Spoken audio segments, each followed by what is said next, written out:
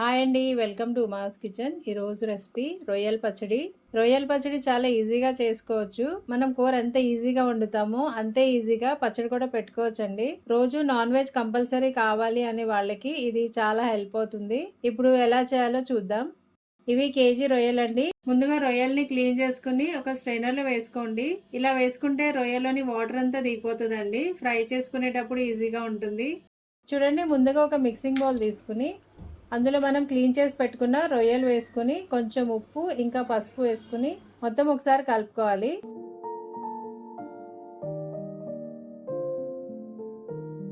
ఉప్పు ఇంకా పసుపు రొయ్యలకి మొత్తం పట్టేటట్టు బాగా కలుపుకోవాలండి. తర్వాత స్టవ్ వెలిగించుకుని స్టవ్ మీద ఒక కడాయి పెట్టుకుని అందులో 1/2 కేజీ వరకు ఆయిల్ వేసుకోవాలి. ఆయిల్ వేడయిందండి. అందులో రొయ్యలు వేసుకుని వేయించుకోవాలి.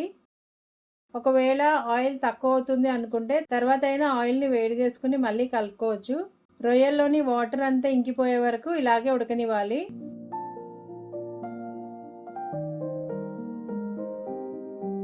రొయ్యలు వేగుతూ ఉంటాయండి. వీటికి చాలా టైం పడుతుంది. ఈలోపు ఒక మసాలా తయారు చేసుకుందాం. స్టవ్ మీద ఒక ప్యాన్ పెట్టుకుని అందులో 1/2 స్పూన్ మెంతులు వేసుకుని వేయించుకోవాలి. ఇవి చక్కగా ఫ్రై అయిపోవాలండి. తర్వాత 2 స్పూన్ల ధనియాలు వేసుకుని వీటిని కూడా వేయించుకోవాలి.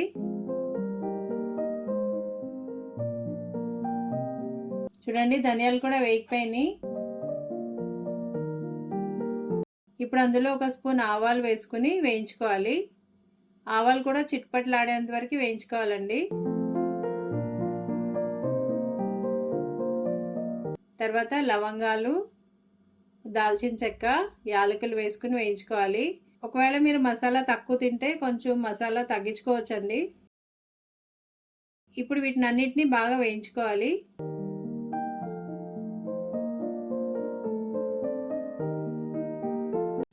ఇవన్నీ వేగిపోయాక లాస్ట్లో ఒక స్పూన్ జీలకర్ర కూడా వేసుకుని వేయించుకోవాలి.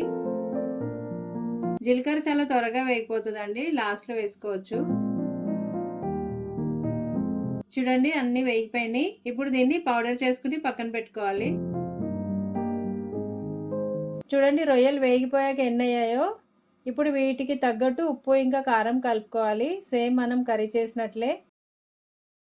రొయ్యలు ఇంతవరకు వేగాక తీసుకుని ఒక ప్లేట్లో వేసుకుని పక్కన పెట్టుకోవాలి.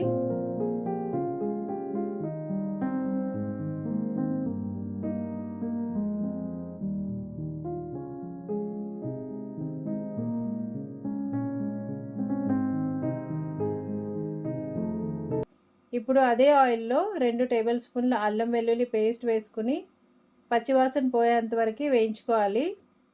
ఇది బాగా వేగిపోవాలండి, లేకపోతే పచ్చడి అల్లం వాసన వస్తూ ఉంటుంది. అల్లం వెల్లుల్లిపాయ పేస్ట్ వేగిపోయాక కరివేపాకు కూడా వేసుకుని వేయించుకోవాలి.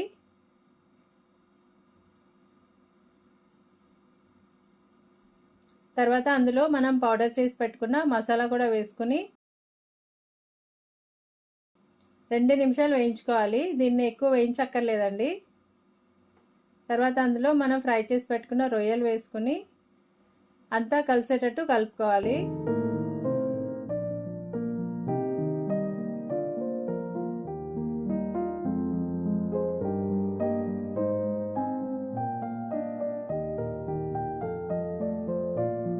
చూడండి, రొయ్యలు మసాలా అంతా కలిసిపోయింది. ఇప్పుడు స్టవ్ ఆఫ్ చేసుకోవాలి. ఇప్పుడు రొయ్యలు క్వాంటిటీని బట్టి కారం వేసుకోవాలి. మీరు తక్కువ తింటే కొంచెం తక్కువ వేసుకోవచ్చండి. తర్వాత మీ రుచికి తగినంత ఉప్పు కూడా వేసుకుని మొత్తం కలుపుకోవాలి. ఉప్పు కొంచెం తక్కువే వేసుకోవాలి. ఒకవేళ తక్కువైతే నెక్స్ట్ డే కూడా కలుపుకోవచ్చు. ఇప్పుడు దీన్ని చల్లారబెట్టుకోవాలండి. ఇప్పుడు నిమ్మకాయ రసం తీసుకోవాలండి. చిన్నవైతే 4, పెద్దవైతే 3 సరిపోతాయి. నిమ్మకాయలు రసం తీసుకుని ఇప్పుడు ఇందులో కలుపుకోవాలి.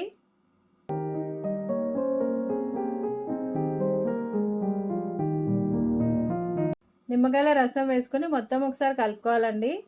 ఇలా మొత్తం చక్కగా కలిసిపోయాక ఒక గ్లాస్ జార్లో కానీ లేకపోతే ఇలా బౌల్లో కానీ వేసుకుని మూత పెట్టుకోవాలి.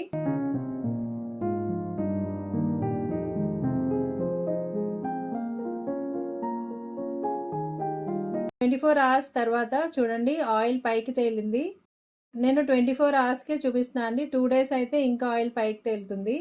ఒకసారి టేస్ట్ చేసుకోవాలి ఇప్పుడే. ఒకవేళ సాల్ట్ తక్కువైతే ఇప్పుడే కలుపుకోవచ్చు.